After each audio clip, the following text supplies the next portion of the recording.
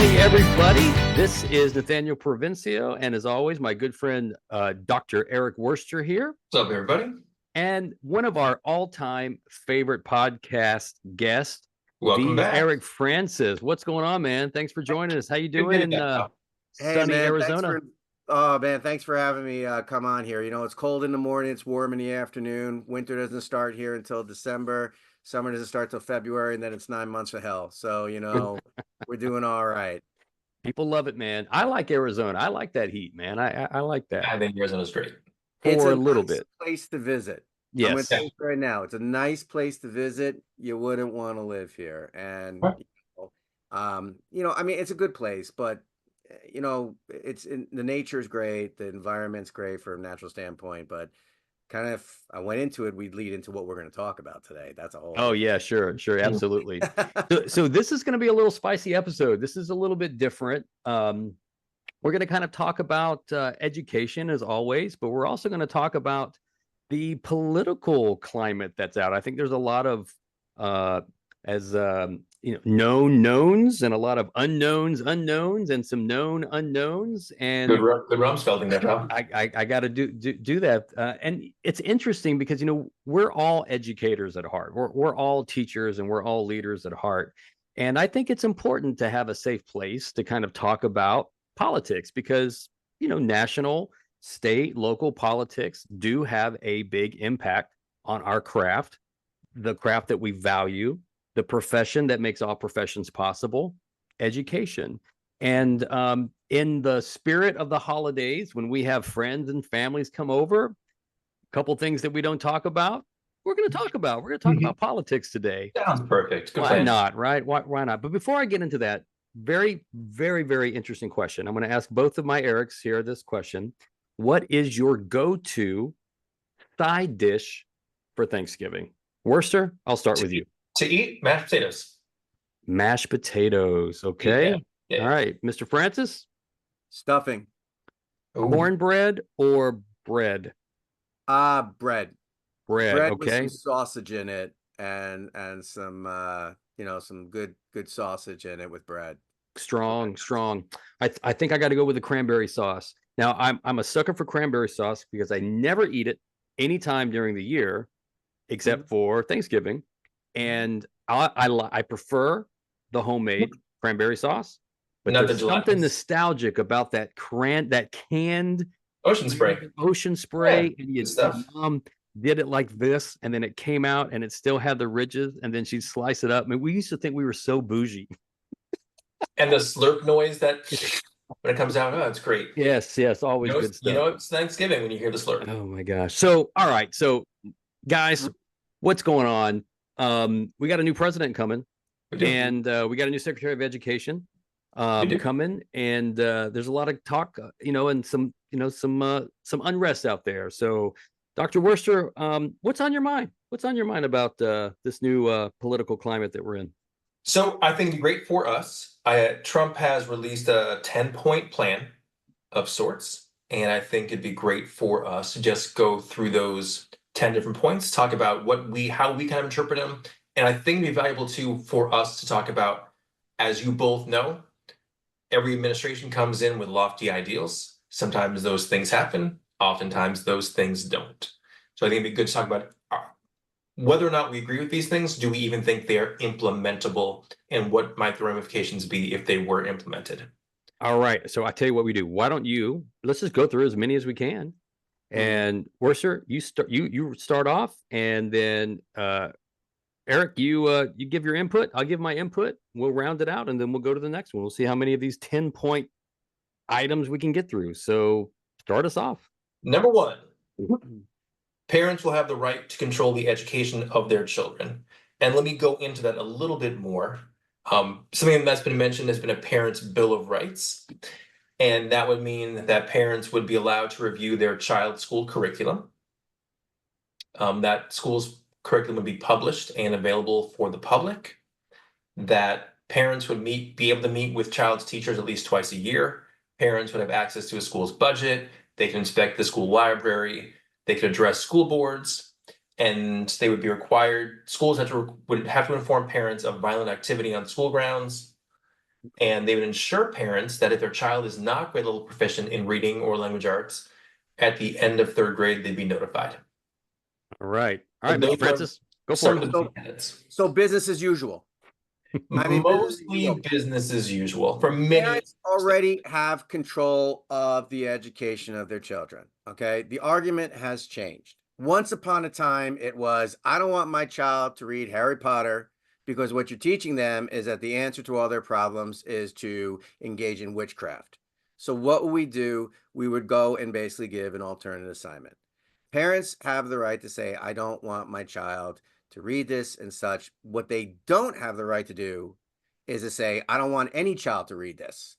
That's the difference. And I think that's the big thing that's happening with parents out there is that parents are coming in saying that no child should read this. Well, guess what? Maybe I don't mind if my child reads this. On the other side, what exactly are we assigning? What are we having them read? I mean, and that's actually a big thing with English language arts teachers. We just had a thing out here in Arizona a couple of years ago where the kids were reading a book. It was actually at my old high school, and it was not appropriate. I mean, it was not appropriate. Is it relatable to what's modern times is? Yeah, but there's stuff in there that was not appropriate. So a parent complained, and there were things about bestiality. There were things about some, sexual. It was about, I think it was about some, I forgot the name of the book, but that's where they can raise a flag and say, hey, is this, but not say that's inappropriate. Say, is this really appropriate? Why did you assign this book? And I think Yeah. that's the thing we need to look at. Yeah, I agree with that, Eric. I think that that covenant, that contract, I think actually helps public schools. I think where there's been some divide is where some schools, best intentions, probably, the road to hell is always paved with good intentions, maybe came across with feeling like they didn't need the parent input, or maybe they didn't respect parent input or value parent input. And maybe for a long time, parents felt like they didn't have a place in the school. I am I'm a dad at the end of the day. Eric, you're a father too. I want to know the essential standards. I want to be able to have access to the teachers that we have. I want to be able to have transparent conversations, because I think transparency builds trust. And I think for a lot of the schools and maybe the climate that we're in right now, there has been a divide between parents and the school, right, wrong, or indifferent. And I think if we want to improve public education, we have to include the parents at the table to have those conversations. Not, I want to add some more because there's some more verbiage in it that I do want to talk about as well. But I think when COVID happened, parents suddenly had a window into classrooms they didn't have before. That's a good point. And there has been, I think, maybe it's always been an undercurrent, but there's more the overcurrent of schools have been trying to hide things in the classroom. They've been trying to give you a spoonful of sugar with some philosophy that they want you to accept. And I think at that time during COVID, parents were like, what is going on in our classroom? And as much as people want to say something isn't happening, there'll be others who believe something is. So I think the skepticism in our schools has just increased. We've all seen the school board meetings where parents get ushered out, where parents sometimes get investigated for their behavior at those meetings. So I think this is their attempt to re-empower. As you know, our governor in Virginia, Provincio, ran, one of his core tenets was on empowering parents in schools, and I think that's a strong reason why he won. Two more things I want to point out from that section, or three things that I think are worth further discussion. One, it's that, and this will go along with something later, but it says that parents should be updated on any acts of violence occurring at school, that parents can inspect professional development materials, and that they should be notified before an out-of-school guest speaker speaks in class or at a school event. Yeah, I have no problem with that. I don't have a problem with that. And it's kind of funny because when we talk about, and Nate, you were talking about parental involvement, that's actually written in the Elementary and Secondary Education Act 1965 under Title I. That's right. There's a whole thing about parental involvement. And if you remember, in the early to mid 2010s, it went from parental involvement to parental engagement. Sure. Okay. And Eric, you're dead right about, I think with COVID is opening the window into what's going on in the classroom. And what's interesting to say about that is that I don't think that was actually even a fair look into what the classroom was, what's going on, because that's not the classroom. That Correct. was a pivot that Yeah. teachers had to do. And what I even like to say, and we don't criticize, and we should not criticize the teachers for what they had to do and what happened during the pandemic, because they had to pivot over a weekend Yep. and they moved their brick and mortar classroom to an online platform, and they didn't know how to, weren't given the training enough to how to do it. I think what happened with COVID is that you started to get parental enragement, Yeah, sure.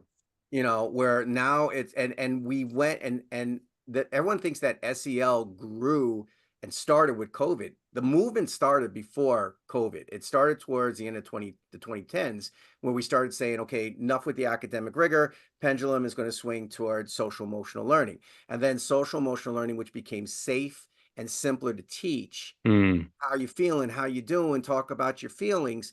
And it was a window to both ways. I mean, how many stories do we have about kids on the computer and they see, the mom, the dad, the grandparents in their underpants on the Of course. screen? Oh my gosh.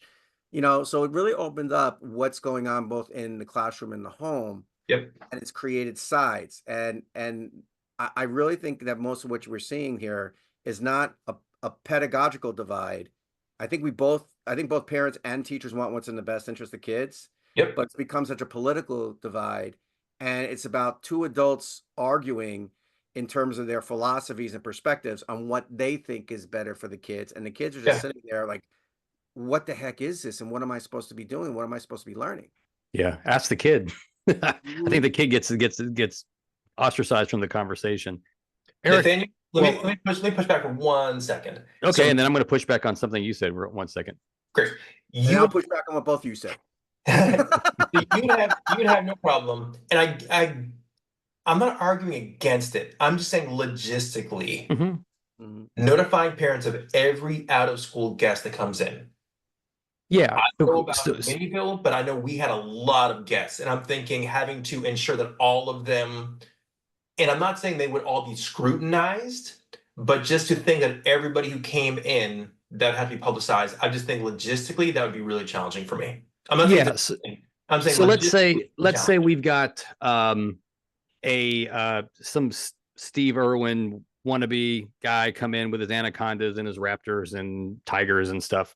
I think as a parent, I'd like to know that my child's going to see, a Steve Irwin show or whatever, right? Let's say that, um, yeah, and I get it. Like if it's going to be like a career fair, I mean, Uh-huh. it's illogical to say we've got 75 speakers coming in, but Right. I would let the parents know exactly what's happening. So I don't have a problem. Once again, we got to be more transparent in our schools. Transparency builds trust, and Yeah. and I think that's the bottom line. Yeah. But I want to push back just a little bit. Is the narrative that every school board meeting was people that parents were being ushered out? The narrative, I'm not saying every school meeting. I'm saying that this happened. Period. This yes, happened, and it it became happened, very and publicized. there are some things that do happen, absolutely. But I always have to go back to context because I'm a social media guy. Like I see all kinds of stuff, and like if I see a fight in high school, I'm always just like, is this happening in every high school? Absolutely not. Correct. And I think that there are very strategic efforts to demonize public schools. And I think that when you see a negative, I'm not saying, look, I was at a school board meeting where I was threatened with my life. You know what I mean? I've seen it. I've seen both sides of things. And Nathaniel, I apologize for that, but I know. I mean, hey, it is what it is. I was get on my threatened. nerves. Yeah, you know what I mean? Yeah. Yeah. But that shouldn't It happen. doesn't mean that every school, Yeah, yeah, but it that doesn't should mean not that happen. every school board meeting was Right. like that. Right. But You that's know what what it is? It's shark attacks. Okay. If you got one shark attack in Florida, now you got everything on the news. Shark attack, shark attack. You think True. it's Jaws 5. Okay. That's the thing. It's the sensational, and that's the whole problem with it. We're now living in a time where if it bleeds, it leads. and let it bleed, and then we'll retract it when we get more information. All right, we solved that one. Number two. This one's an interesting one. Local school boards will hire and reward, like the reward part, great principals and teachers, and also fire the poor ones. So the idea is now in their statement, it talks about the importance of principals, which I appreciate. Principals are extremely important in school success, as we know. Talks about effective teachers. Great. This talks about having a way for parents to directly select or elect principals. Okay. This says to ensure that America's students are receiving the best possible education, President Trump will support the direct election of school principals by the parents. If any principal is not performing to a high standard, parents should have the right to fire them and select someone who will. It also kind of mentions merit pay in there, but let's talk about that principal one because that is meaty enough. Yeah, well, here's what I remember going through my interview process as a principal. 13, that's my lucky number. I had 13 principal interviews. On every one of those interviews, parents were part of that process. They didn't make up the entire process. It was teachers, it was APs, it was SPED, but there was always representation from parents. I thought that was always essential. When I was an associate superintendent, and then I was on the other where I'm hiring principals for that job. We always made sure that we had parent representation. So I think that common sense has to run the day, though. Just because this is not about a popularity contest. This is about results. And the best leaders set the best cultures.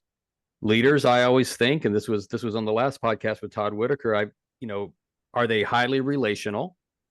Are they reflective with everything they do? And do they get results? If you're getting those three things, if you're doing those three things as consistently as possible, and you're relational, you're building transparency, you're not ostracizing parents, you're bringing them in, you're very reflective about your practices and trying to not just go through the motions, and then you're getting results, you're going to be in a pretty good place as a principal. What scares me, though, is if schools haven't put their processes in place to best educate parents about what happens, and then it might become you piss one parent off and they get together with everyone else, and then you're out, because you're not going to make everyone happy as a school leader. And I think that and I think that could be a little bit scary, a little bit. So I don't think there's anything wrong with that whatsoever, but I think education, and if we're going to have parents have a little bit more of kind of like a board, kind of like say, they just need to have as much information as possible to make the best decisions possible. And I think that they would. I think most parents want the best for their kids in their school, and I think they can make those decisions. Eric? My first question would be, what's the measure of greatness? Because if I'm depending upon how a child performs on one day or over the course of 1 week on a on-demand standardized assessment, I mean, that's a sports mentality. It doesn't matter how you did all season. What matters if you won the Super Bowl, or what matters if you won the best of 4 out of 7. That is, what are the measures of greatness? What does it mean to be a great principal? And does it basically need to be that the school leadership maybe doesn't have one principal anymore? Because I'll tell you right now, I was better at results oriented as an administrator than relations. Okay. I was very theory X. I was very much like, this is your job. You got to do your job. Okay. And that's my strength. And I think that's also my area of improvement. The other thing is that concerns me, and this is going to be a little controversial, I'm going to say, is that it's flipping kind of what's happening, because we've been administrators and we know that this is a position that is tenuous. If your staff doesn't like you, you're gone. Yep. Okay. If the superintendent doesn't support you, doesn't matter if you're making omelets and if you're breaking eggs and people don't like how you're breaking it, you're gone. Okay. So sometimes when we talk about quote leadership, what does that really mean? And what's the measure? Part of it, it's a matter of degree. Like you said, Provincio, obviously I've been part of that as well, where I've had parents on part of a panel, and I think that is important that parents in a community are members of a panel to make those selection processes for school leadership. In a way, parents who are very involved in schools can remove leaders they feel are ineffective. Sure, it's possible. So it is not, it is possible, right? For parents who are very involved in schools, it is possible for them to remove principals they do not like. So I will say both of those sides are possible. The question I would have, and it's exactly what Eric said, if it is parent only, does this then become a political litmus test where if this person answers this question on whatever educational thing I believe in, if they don't answer this or they do answer it the way I want, is that person unfit because we are a Democratic county or a Republican county, and that's who I want in a principal? That to me is the danger. And It's then very if dangerous. shift, if I don't believe in something that principal does, it reminds me of Kevin McCarthy in the House. So how many votes does it now take to get me removed from office? Can 5 parents get me removed? Like you both said, you have to make hard decisions that everyone is not going to like. And I would want to know more about what that would look like. It seems like it could be. I don't know why people would want to go into a position where if you made people unhappy, who you will sometimes make unhappy, could remove you from that job pretty easily. Number 3, classrooms will be focused on knowledge and skills needed to succeed, including reading, writing, math, science, arithmetic, which is the same as math, and other truly useful subjects. So this says from Trump's page that he will get rid of critical race theory, identity ideology, and left-wing indoctrination out of our schools, and get reading, writing, and arithmetic back in. Yeah. I do want to just make sure that math is the same as arithmetic. Yep. Yeah, I just want to make sure that is. Or we'll double block it. Maybe that's what that is. We'll do it twice. Yeah. So just real quick on that, I mean, listen, I know that is a controversial subject. It became much more controversial in the last couple of years than anything else. Before I want kids, I'm going to speak on, my kids. I want to speak for my kids. I want my kids to be able to live in Eric Francis's DOK 3 and 4. Like I right? Is that right? Is that the highest ones? Is that 3 and That's 4? the deepest ones, yeah. But That's they the don't have deepest to ones. live there. I want my kids to live in 3 and 4, right? Mhm. I want my kids to be able to evaluate information given to them. I want my kids to be able to synthesize information. I want my kids to be able to think critically about information and hold 2 opposing paradoxical bits of information in both hands and be able to come to their own conclusion. That's what I want with my kids. The internet, AI, I think, is revolutionizing fact-based information. I'll share this quick story. When I was a kid, we didn't have a lot growing up, and I always wanted a freaking Encyclopedia Britannica. Like, to me, that was like the gold standard. If I had an Encyclopedia Britannica, I would have been gone to Yale, right? I mean, and I remember that my parents, God bless them, we had this flea market that we would go to. You guys know, like a swap meet, like a flea market. And my dad brought home like Encyclopedia Britannica from like 1975 or something, right?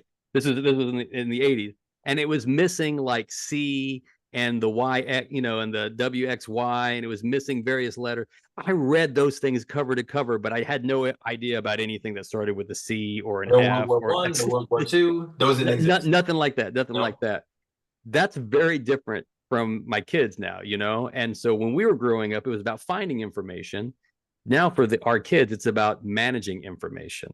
So I have no problem with understanding that, learning about Columbus, his exploits as an explorer, but also I want my kids to know that he also exploited his craft. And I want to be able to have my kids have a thoughtful conversation, be able to reasonably and critically think on their own, looking at information. That's my point, because I think that's what my kids are going to have to do in real life, is not be lemmings and not be lambs and just take information, but actually do something. And that's what the smartest people in the world do. They are able to process information. And why would I want anything different from any other kids? So I'm going to answer that from a parent perspective. Eric?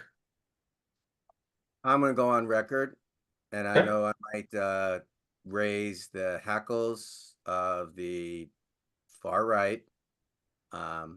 Critical race theory is not in our classrooms. End the conversation. Critical race theory is a evaluative, deep analysis at policies, at laws, that you look at it, you analyze it, and you look at it to say, is there elements of racism in this? What could constitute as racist in it? And do you agree or disagree? If I come and say to you that there are racist policies, I'm giving you my opinion. Okay. And I think that's where the danger is. And I think that's where teachers actually get in trouble. Okay. I'm telling you this as an English teacher as well. My opinions don't matter. Doesn't matter what I think of the book. Doesn't matter what I think the ideas of the book is. What I want is my kids to draw their conclusions and defend their decisions and their reasoning. Okay. We are, once upon a time in school, because you talk about Encyclopedia Britannica. Right. When we grew up, we were protected from flotsam and jetsam of information. Our teachers taught us what we need to know and do. The way we learned was that we did it the way our teachers taught us. And if we did it the way our teachers taught us and we did what we were told, we got an A in achievement and an A in conduct. Okay. I was a questioner when I was a kid. Why do I got to do it that way? Is there another way with this? Okay. Now they're encouraged. Once upon a time, we were encouraging that at school, critical thinking. And it's kind of funny because everything we wanted parental engagement. We wanted our kids to be more civic minded. We wanted basically to pay attention and have them think critically. Now, all of a sudden they are. And all of a sudden it's like, oh, no, stop. We don't want you to do that. And I think that's the thing, is that we need to separate again the adults from what the children need. It's not what I think, it's what basically I can guide and support you to draw your own conclusions. We're living in a world where a child's going to come in and go, hey, to the teacher, did you know that Adolf Hitler was Times Man of the Year? And that teacher's going to have to go, yeah, well, why aren't we talking about that? Because it's not in the curriculum, because it's not in the standards. Justifiably so. But now I got this child who's engaged and wants to know. And now, because this child, probably in that, it did not come up to you privately, probably announced in the classroom, and now you got 29 other kids are curious going, really? Okay. Now I'm in this situation where I either go, A, we don't talk about Fight Club, or B, how can I make this a learning experience? And this is even what I say in my work, is that what teachers need to realize is that there's two things that will protect them to do what if they want that deeper critical thinking, if they want students to broaden their perspective. One is the standard. The standard will protect you. So when I had that experience in a class where kids say this, I basically said, okay, how do I turn this into a learning experience? Well, I have a standard that says research, and I have a standard that says argumentation. So that's what firstly protects me.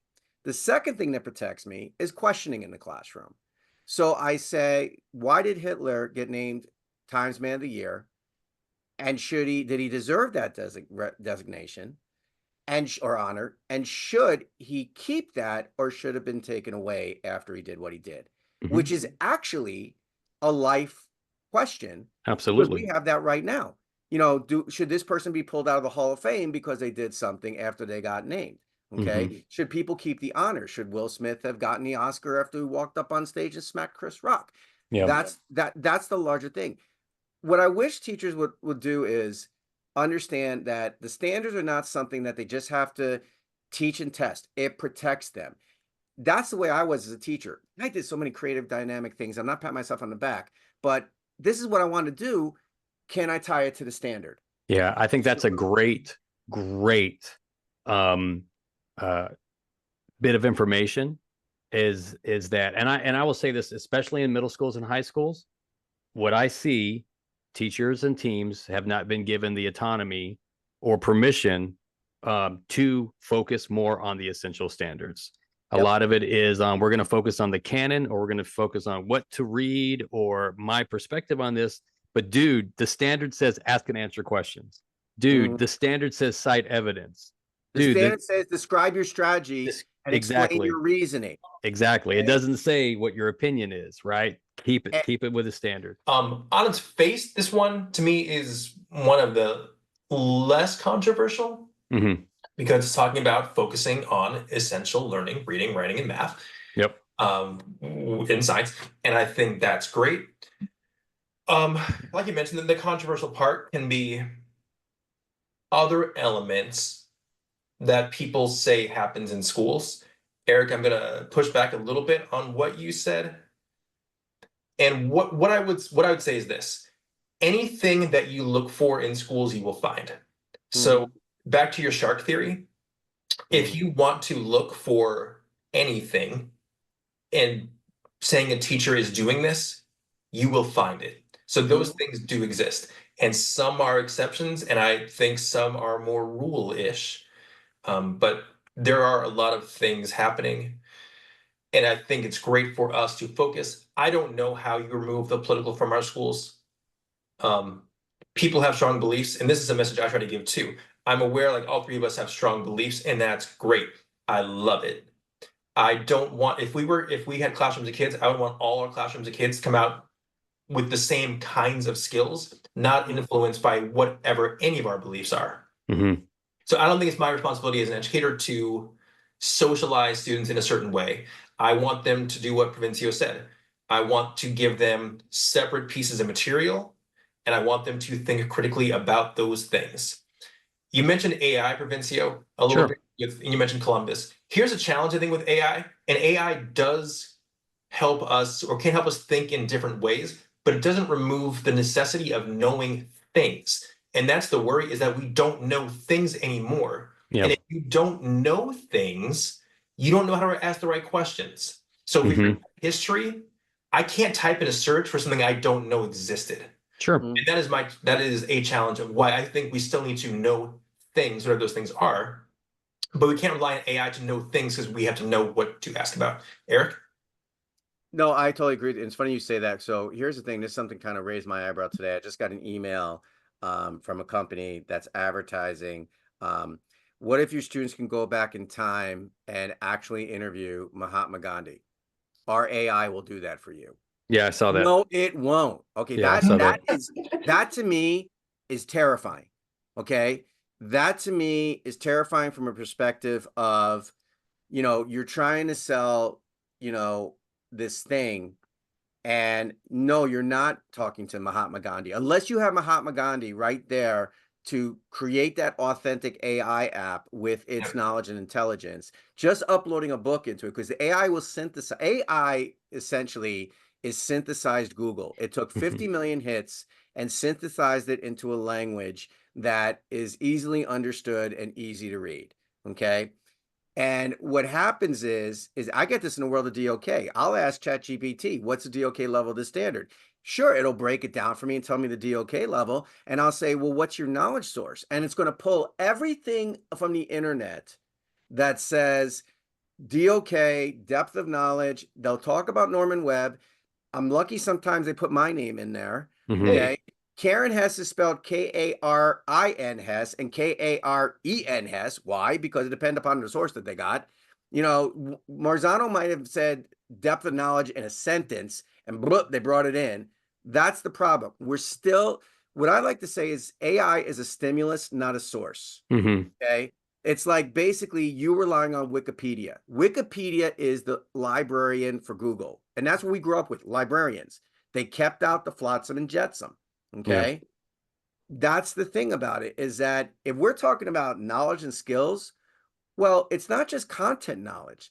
The knowledge is, how do I know that's a credible source?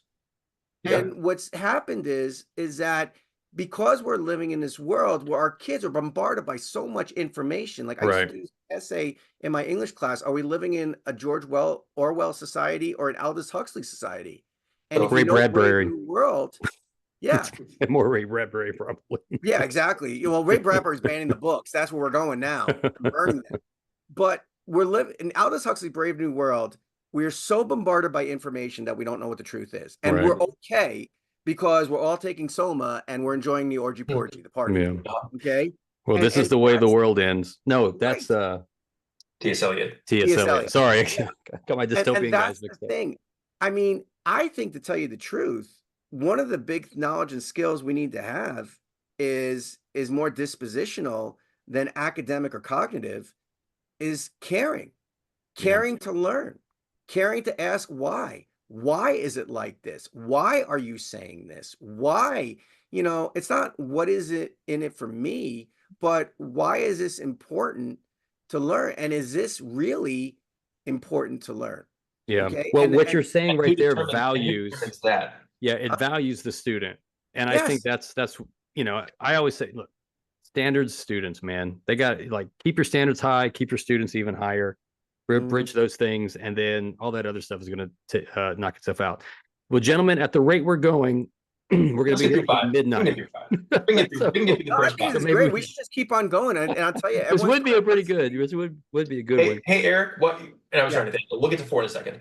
I Okay. was wondering about the Gandhi talk. Uh-huh. If you look at any, and Gandhi's pretty revered, and I'm not saying anything anti-reverential about Gandhi, but if you look at any historical figure in their context, they will say things that offend the 2024 sensibilities. Yes, it So would. I just wonder, I don't know, because I've never done a ChatGPT interview with Gandhi, but I do wonder if filtering people through AI, if it would clean it up for 2024. So if you asked it a question that we in 2024 might be disturbed by, would it answer the Gandhian way or would it answer the 2024 Gandhian way? Just Well, curious. and that's the difference. And that's the thing. And that's why I was talking to my buddy from history today, and it was a history teacher, and I said, "Hey, how would you feel if your district bought this app and it's from this company and it said that your kids can interview Mahatma Gandhi through an AI?" And he said, "Well, that's really great. And our teachers are actually doing stuff like that." Okay, that's different, but the teacher's there to say this is not Gandhi. That's like me basically inviting Hal Holbrook in to say you're having an interview with Mark Twain, or inviting in Cillian Murphy to say you're talking to Oppenheimer. No, you have an actor with it. Here's the other thing I would question it. Okay, so now you got this AI in which you can go interview Thomas Jefferson, and you programmed it to think like Thomas Jefferson. Now Right. I'm going to ask that AI, because I'd ask the question this: Hey, President Jefferson, what did you mean by all men are created equal? Well, let's stop right there. I got AI up. Let's ask. I need to know what Thomas Jefferson would say about today's political climate. Nothing. Thomas Jefferson, as one of the founding fathers, might have strong opinions about today's political climate, likely centered on concerns about partisanship, overreach, and the erosion of civic engagement. Based on his writings and philosophies, he might say, when the people allow their government to grow beyond its original limits, tyranny is not far behind. Interesting. You know what I think you'd say? I'm glad I'm dead. Number 4. Students will be taught to love their country and not to hate their country like they're taught right now. So this talks about patriotic education, unifying principles, 1776 Commission, to ensure America's children learn the truth about their country's history and the timeless principles of liberty and equality. And it talks about having a National Guard and American heroes. Will veto any effort to weaponize or nationalize civics education.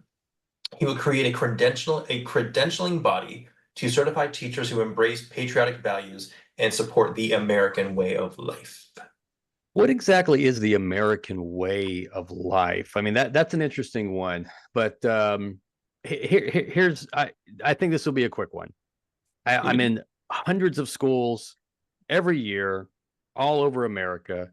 I have never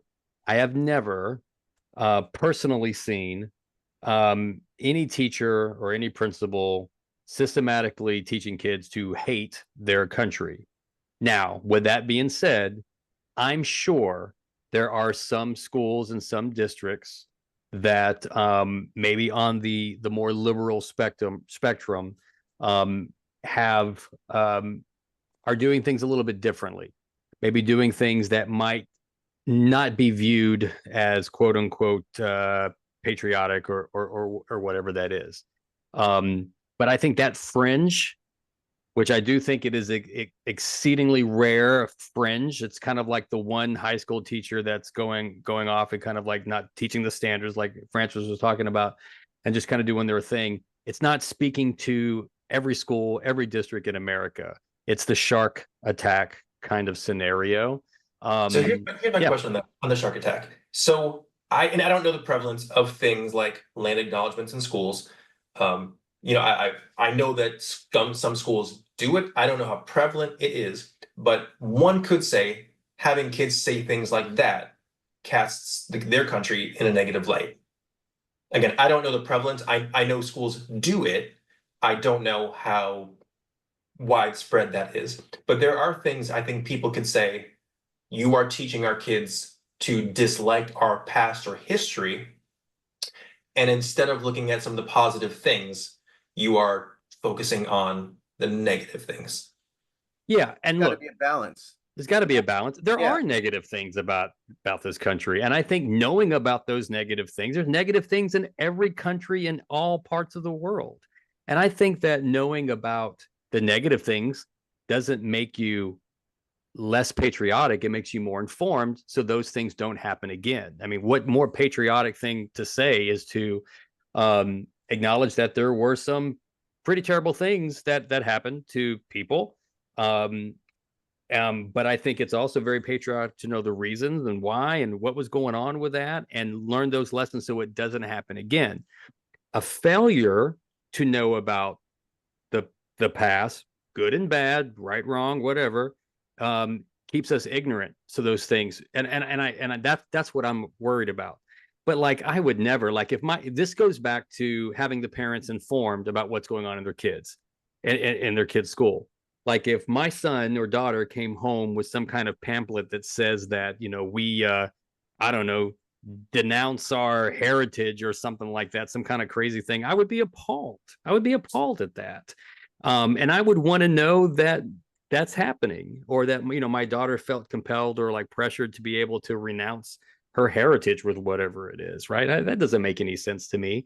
So once again, transparency builds trust. And are there some Francis? districts that have done those things? I'm sure there has. I don't think it speaks to the entire public school system in the United States, though. Absolutely not. Eric? The most disturbing part of that statement is like they're taught now. Mm-hmm. You're bringing up the shark analogy again. Okay. There's shark attacks. Are there incidents of shark attacks? Are there incidences where this happened? Yes, but they're rare and they're few and far between. What makes it sound like there's a lot is because when you get random incidences all reported at the same time, now it seems like it's an epidemic or pandemic. One of the reasons why we did not adopt national standards, which actually was a Ronald Reagan recommendation and a George H.W. Bush initiative, is because there were these history standards that were controversial because they sounded more apologetic. Like, we're sorry we did this. Okay. People got that. We are bound to repeat history if we don't learn about history. And I also think that's everything, is that, no one stops again to question why. Why do we do this? Where did this come from? Okay. We're also a nation that was founded on revolution. Revolution from our country. We're a nation that grew and became better as a result of civil war. Okay. We are a nation that grew and became better as a result of civil rights movements. The problem, again, is disseminating fact from opinion. Teachers should not express their opinions. It's not what you think. It's not what you feel. It's you present it and you teach it and you let the students draw their conclusions and you guide them. Now, if a child comes in and says something that qualifies as hate speech, and there's actually laws for hate speech, Sure. okay?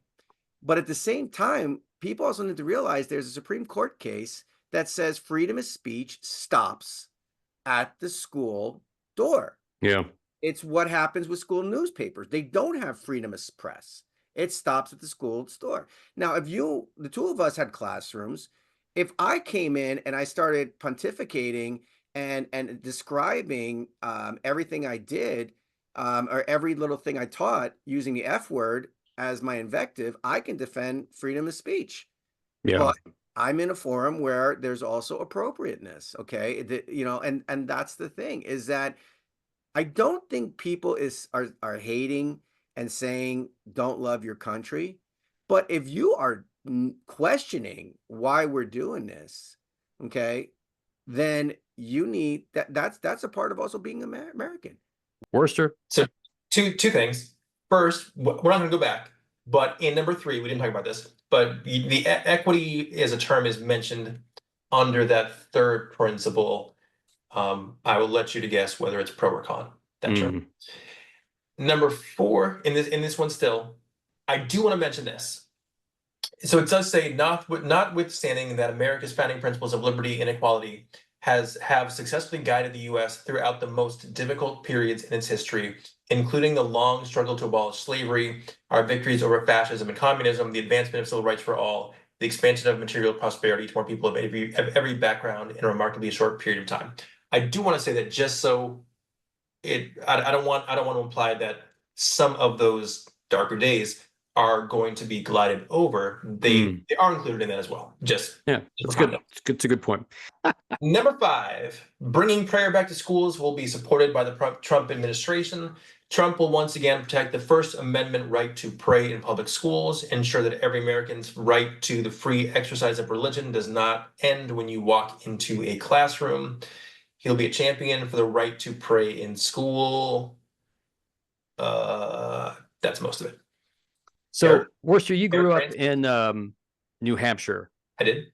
I grew up in Tennessee. Eric Francis, where'd you grow up? I grew up in New York. Okay. Yeah. So when I grew up, we said the Pledge of Allegiance and we said the Lord's Prayer. Public school every day for a long time. What'd you do in New Hampshire? I know you guys live free or die, but what'd you guys do? We did both those things. Yeah, we didn't do the Lord's Prayer. We did do the Pledge of Allegiance. That's it. What'd you do in New York? We did the Pledge of Allegiance. I do remember in elementary school singing American, songs like "My Country 'Tis of Thee." Yeah, we probably did that too. Or, when I look at this, whose prayer? Oh yeah, exactly. So if I have a community that is a strong Muslim community, are we going to allow them to go and point towards Mecca? Sure. I think they do. I mean, I do remember kids back in my elementary school in Hampshire. We had a prayer closet, and we did have kids go and pray in the closet, and it was fine. I mean, I don't think anybody batted an eye about it.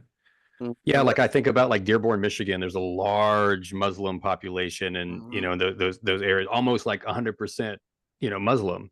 That's an interesting question.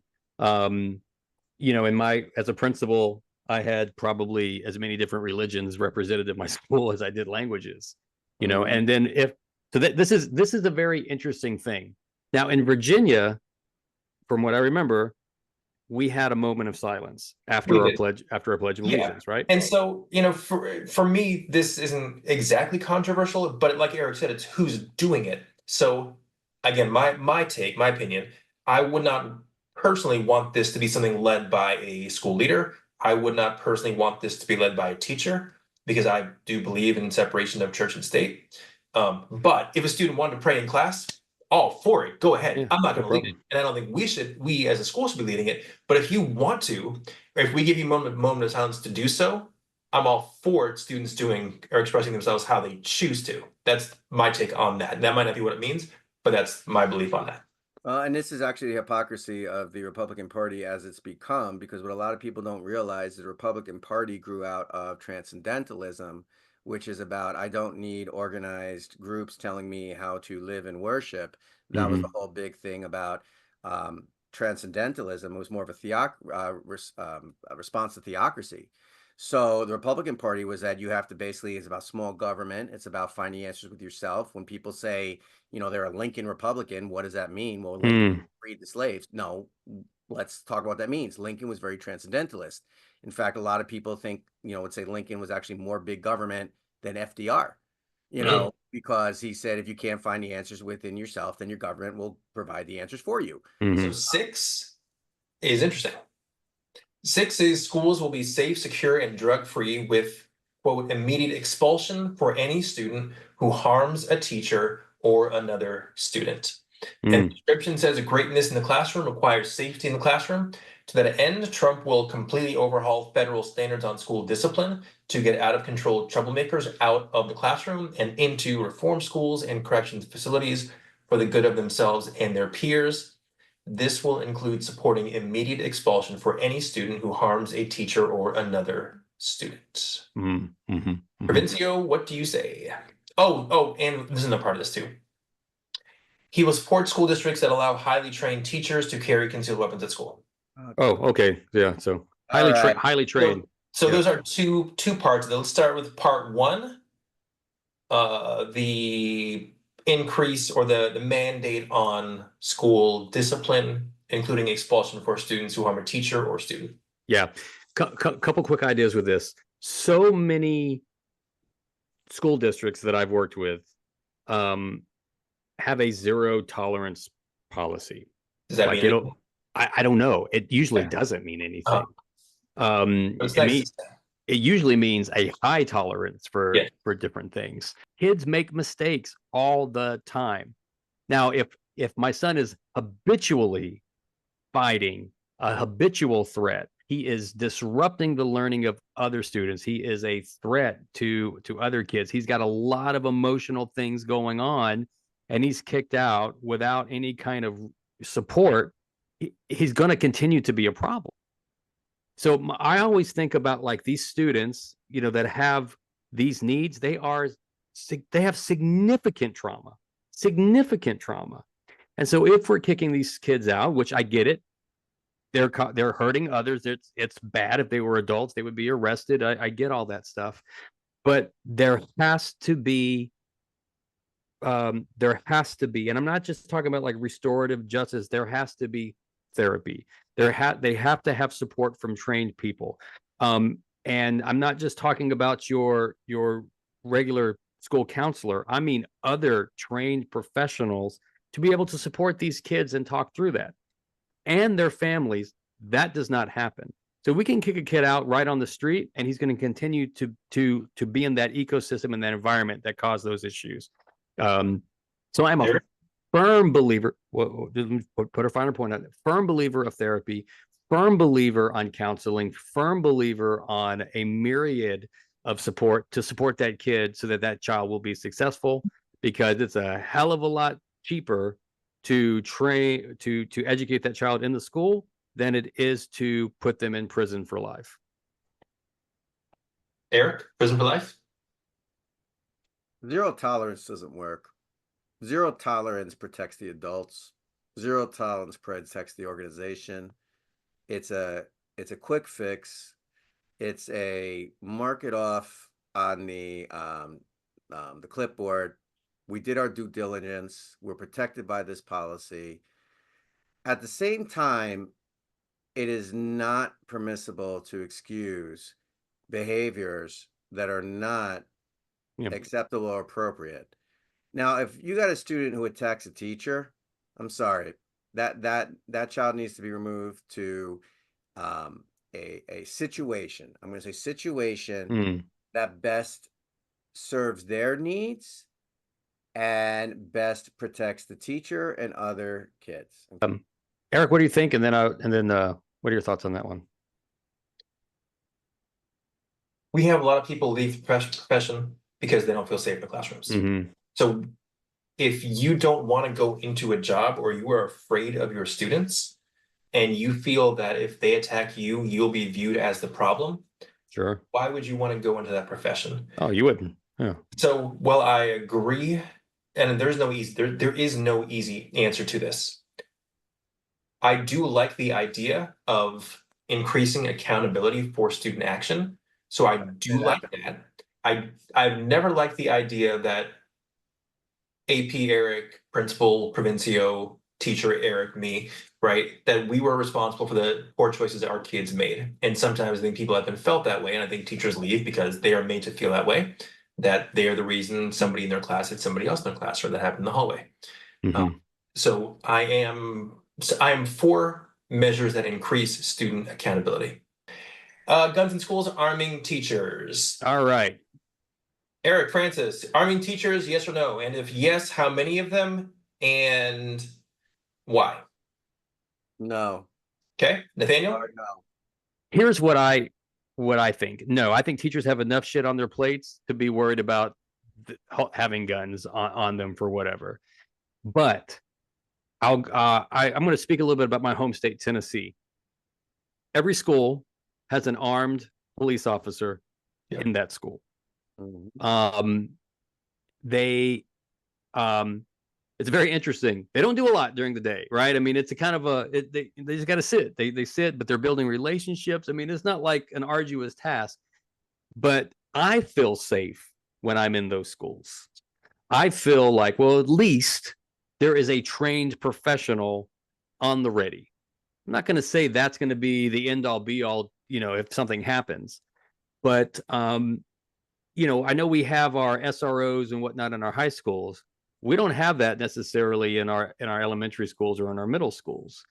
Once again, we are a country of abundance, and I would rather a trained professional, even multi-trained professionals, be in our schools to watch over our kiddos and our teachers and our parents and families.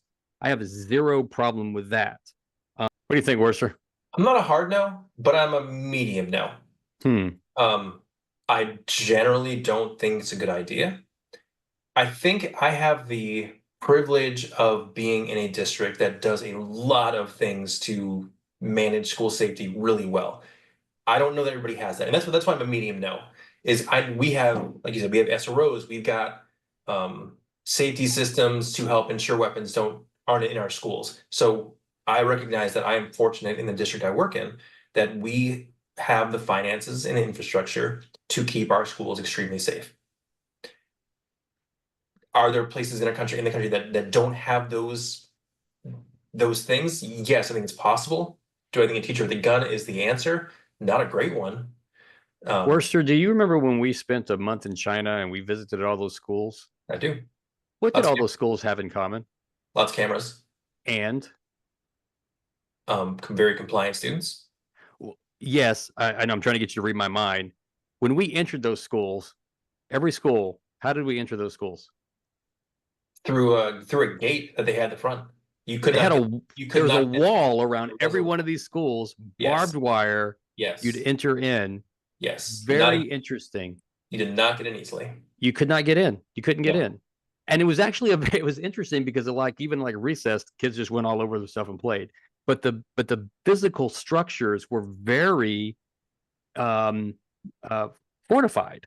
They were. And we see we see schools all over the place, Eric, right? And then it's just it's it's so open. It's our most precious resource. Our community schools are our most precious resource. I have no problem with Build a wall. fortifying every single school. And once again, we have an abundance of resources. You fortify our schools, you develop, you keep training people, Eric, like you were talking about with relationships and making sure that we're digging into that. You have armed, trained professional officers right there. It's not going to be perfect, but it shows that we're committed to the safety of our young scholars and our teachers and our community members. Very interesting. And what's also interesting is that if you think about it, what they call about, the person will argue against you to say that, well, that means you're turning the school to make it look like a prison. And it's like, no, I'm fortifying the school. What you just said, fortified but there's ways you can do it. I mean, you don't have to have these big giant metal detectors like we go through in the airports. Sure. You can have it metal detectors that are in the door jambs, and Well, that I say this, Eric. Um, we we protect stupid things a hell of a lot better than we protect our own children in this country. right. It makes no sense to me. All parents will have the right to choose another school for their child if they want. Trump supports universal school choice, that parents can send their children to the public, private, or religious school that best suits their needs, their goals, and their values. Who wants to start? Go ahead, Mr. Francis, take that one. So Arizona is the leader in school choice in this nation. We have 500 plus charter schools here. Okay. And we also have an empowerment scholarship that, based upon the two superintendent administrations, went from we're just going to ignore its existence to now I'm Oprah, everybody gets an empowerment scholarship. Okay. I do believe that public money should be paid for students who require services that the public school cannot provide due to a lack of fiscal and human resources. And what I mean by that is that if the school doesn't have enough money from special ed state funding, from IDEA, that they cannot provide the services, and that child should be provide the opportunity to get, public monies to go to that. Do I think a child should a parent get an empowerment scholarship because they want their child to have this type of religion? No, no, or type of education. Excuse me. No, no. The whole thing about school choice is misleading and a misnomer, because all schools have school choice. Sure. Districts that have magnet schools, that's school choice. Districts that allow kids to attend outside their boundaries, that's school choice. Districts that have charter schools, they're not. That's not the movement for school choice. The phrasing needs to be opportunities to learn. Now, you are given these. You have the right to a public education. If you want to go and get a private education, well, that's your choice. That's not school choice. That's your choice. And I'll give you my own personal example. As a principal, my first 2 years, we were floundering as a school. So many parents said, this is not the place for us. We're leaving. We're going to this school. There's a charter school. We're going to go to the private school down the street. We're going to go to the traditional school down the road. And I was hemorrhaging parents. And these were my most vocal, my most proactive parents that I had in the building. And I was like, if I were a business, I would be getting ready to declare bankruptcy. I better do something because I am losing these very involved active parents, these kids that are great. And what is going on? So I fought like hell to help my staff change our culture, be more customer centric, be more student centric, create a better product. And then probably after 5 years, I had parents on a waiting list to try to get into my school. Real estate values started to go up in our community because our school was so freaking great. It actually rose the standard of living for people that were there and people coming in, because I didn't want to lose any customers. So that's the question then is, if you didn't have that incentive, would you have wanted or needed to change the way you did? Because you had Exactly. a reason to change. Because exactly. didn't you want to keep losing, which could have further implications for your position. Sure. But without that motivation, yeah, I would have just been whatever. I would have just blamed. So I don't have a problem with a competition kind of mindset if I'm trying to improve the quality of life for every single one of my students, every one of my stakeholders, my parents, my teachers, and I'm creating these experiences for them that is life altering. And so, but that's just me. I'm that principal. Give me the smoke. I don't want to lose anybody, and I'll fight to get everyone to come to my. So you know what? For me as a principal, fine. There's a magnet school down the street. There's a charter school. The Walton Foundation is setting up, 5 schools down the street. That's fine. You're not going to lose a single kid of mine because we have an experience that's so damn great. You're not going to want to have a choice. And the thing is, what people realize, the parents realize, is that, let's say the money follows the student, but so are going to be the problems. Sure. Okay. That's the problem. There's nothing wrong with competition. And in fact, in education, there isn't competitions. There's just differences. So Eric, yeah, go ahead. quick question, then we're gonna move on. Yeah. If there was a threat to you as a school leader of losing students based on your performance, do you think you would run that school differently? Yes. So the next three things, I'm just gonna say where they are, but I don't think these are too controversial. Okay. Number 8 was students will have access to project-based learning experiences. I think we're all for that. Yeah, that's interesting. I mean, that's interesting. Number 9, the administration will focus on giving all students more access to internships and work experiences that lead them to their first job. I think we can all get behind that. I don't have a problem with that. Yep. Last one, Provincia, I think you'll like. All schools will provide excellent jobs and career counseling. Yep. I think we all get behind that. Eric, that was great. I mean, we got through all 10. These are big things. So let's have a couple final words and we'll kind of take it from there. But one good thing is we remain civil. We had good dialogue, and I think that's what America needs. So, Mr. Francis, close us out, brother. What do you think? I think it's great that we have 3 people here who are very passionate about education. It's very, very clear from our conversations. I think we made it very clear that about politics is the issue, not pedagogy, not schools. And you know what?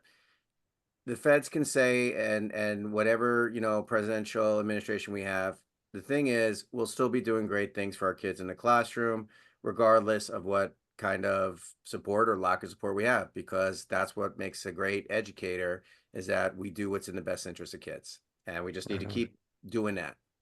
Love it. What do you think, Dr. Worcester? So I heard some things today that could be concerning, heard some things that might be room for some optimism. And I will try to be an optimist. I'm not always, but I'll try to be an optimist. And like Eric just said, we're all passionate about education. And I want to see ultimately our kids continue to grow and prosper. And that is my hope for them the next 4 years.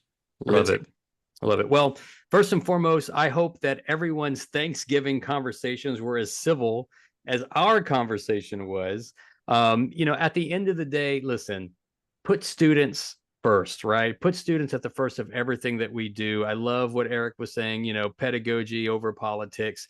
Look, I get it. Like whether you're Republican, Democrat, left, right, purple, whatever, at the end of the day, I think we all want the absolute best for our kids. I think we want the best for our nation's schools. And I think that, I also think that we are doing an amazing job in American education. Like we said a little bit earlier, that look, we have 300 million plus citizens from all over the world. They come here for a reason, to get an absolute best education. There's a reason why America, I think, is still the #1 country ever. And I think it's because of our education system. So I think we're doing pretty damn good with everything that we're doing. Can we do better? Absolutely. But I just think that us having the conversation about our school system and having good political discourse, I think, is a positive thing. Healthy thing. Absolutely a positive thing. So, and that's why we do this.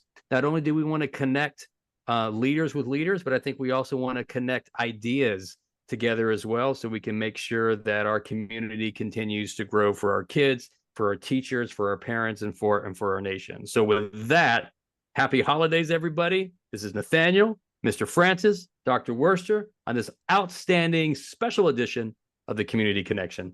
Take care and be kind to each other. All right. Take care, everybody.